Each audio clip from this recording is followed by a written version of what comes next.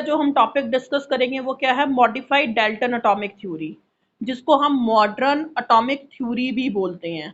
Modern atomic theory क्या है, जो हमारे पास जॉन डाल्टन ने अपनी थ्योरी दी थी, डाल्टन एटॉमिक थ्योरी, कुछ पॉइंट उसी से रिलेटेड है, उसने वो वाले पॉइंट्स को सेम एज इट इज ही रखा और उसमें कुछ पॉइंट्स में नई अमेंडमेंटेशन करी थी, जिसको मॉडर्न एटॉमिक थ्योरी का नाम दे दिया गया।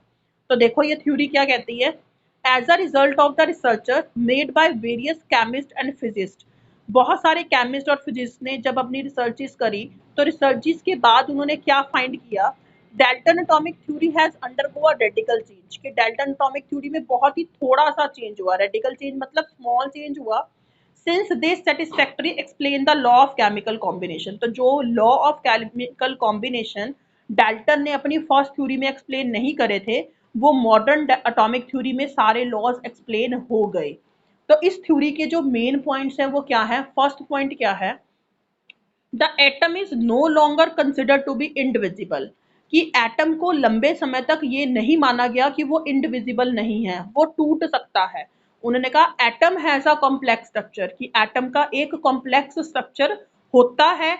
It is made up of a number of small particles, वो छोटे छोटे बहुत सारे पार्टिकल्स से मिलके बना होता है, जिसमें से मोस्ट कॉमन जो पार्टिकल्स हैं वो तीन हैं। वो तीन कौन कौन से हैं, इलेक्ट्रॉन, इलेक्ट्रॉन को हम शॉर्ट फॉर्म में ई, उसके ऊपर नेगेटिव साइन डाल देते हैं, प्रोटॉन, प्रोटॉन को हम स्मॉल पी लिख देते हैं, and neutron as small n. तो क्या कहते हैं कि एटम इनडिविजिबल पार्टिकल है, एटम फर्दर टूट सकता है और वो टूट कर उसमें छोटे छोटे सब एटॉमिक पार्टिकल्स होते हैं, जिसको हम क्या बोलते हैं, electron, proton and neutron. This is the first point. Second point में उसने क्या बोला, the atom of the same element. देखो डाल्टन एटॉमिक थ्योरी ने कहा था कि किसी भी एलिमेंट के जो एटम होते हैं वो हर एक रिस्पेक्ट में सेम होते हैं, चाहे उनका मास है, चाहे उनका साइज है, चाहे उनकी शेप है, वो सेम होती है। But modern Dalton atomic theory में उसने थोड़ी सी मॉडिफिकेशन करी। उसने क्या मॉडिफिकेशन करी, उसने कहा कि जो एलिमेंट है उसके जो एटम है उनका एटॉमिक मास डिफरेंट होता है, जबकि उनका एटॉमिक नंबर सेम होता है। इस प्रॉपर्टी को क्या बोला, आइसोटोप। देखो डाल्टन ने बोला था कि सेम एलिमेंट एटम सेम होते हैं, उनका सेम साइज, सेम शेप, उनकी सेम केमिकल प्रॉपर्टीज, उनका सेम मास होता है। But modern Dalton atomic theory में इसने क्या बोला कि एक एलिमेंट जो सेम है उसके एटम भी सेम होने चाहिए, बट उसका एटॉमिक मास डिफरेंट होता है। और ऐसे एलिमेंट जिनका एटॉमिक मास डिफरेंट होता है और एटॉमिक नंबर सेम होता है, उसको हम बोल देते हैं आइसोटोप। और आइसोटोप की डेफिनेशन ही यही है। आइसोटोप में एक वर्ड निकल रहा है बेटा, आइसो। आइसो का मतलब क्या होता है, सेम। मीन्स ऐसे एलिमेंट जिनका सेम एटॉमिक नंबर और डिफरेंट मास नंबर होता है, उसको हम आइसोटोप बोलते हैं। जिसका एग्जाम्पल क्या है, हाइड्रोजन। हाइड्रोजन के तीन आइसोटोप होते हैं बेटा, हम 3 बार H लिखा, सबका एटॉमिक नंबर 1 है, फर्स्ट वाले का मास नंबर 1, सेकंड वाले का 2, फिर थर्ड वाले का 3। तो मैं यहाँ पे थोड़ा सा जस्टिफाई कर देती हूँ कि हाइड्रोजन के 3 आइसोटोप होते हैं, उन तीनों का atomic number 1, mass number 1, 2 and 3। पहला हाइड्रोजन का आइसोटोप जिसका एटॉमिक नंबर 1 और मास नंबर 1 होता है, उसको हम बोलते हैं प्रोटियम। हाइड्रोजन का दूसरा आइसोटोप जिसका एटॉमिक नंबर 1, मास नंबर 2, दूसरा हाइड्रोजन का आइसोटोप जिसका एटॉमिक नंबर 1 और मास नंबर 2 होता है, उसको हम क्या बोल देते हैं, ड्यूटीरियम। और हाइड्रोजन का तीसरा आइसोटोप जिसका एटॉमिक नंबर 1, मास नंबर 3 होता है, उसको हम बोलते हैं ट्यूटेरियम। तो out of these 3 isotope of a hydrogen, deuterium is radioactive in nature. ऐसे ही हमारे पास एक और एग्जाम्पल है आइसोटोप का, क्लोरीन, जिनका एटॉमिक नंबर 17 और एक का मास 35.5 और एक का मास 37 होता है। तो these are the example of a isotope and this is your second point. इतना क्लियर है बेटा सबको?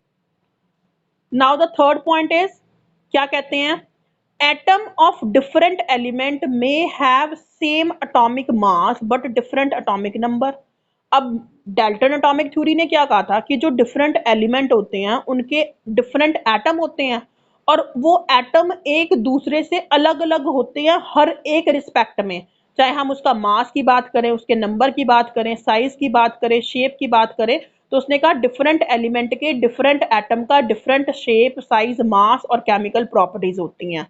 बट यहाँ पे मॉडर्न एटॉमिक थ्योरी में क्या बोल दिया इसने, इसने बोला कि डिफरेंट एलिमेंट के जो एटम होते हैं उन कुछ एलिमेंट का मास सेम होता है, जबकि एटॉमिक नंबर डिफरेंट होता है, उसको हम क्या बोल देते हैं, आइसोबार। आइसोबार क्या हुआ, ऐसे एलिमेंट जिनका मास सेम है बट एटॉमिक नंबर डिफरेंट है, उसको हम क्या बोलते हैं, आइसोबार। और आइसोबार का एग्जाम्पल क्या है आपके पास, पोटाशियम एंड कैल्शियम, या फिर आर्गन भी कर सकते हो, आर्गन एंड कैल्शियम।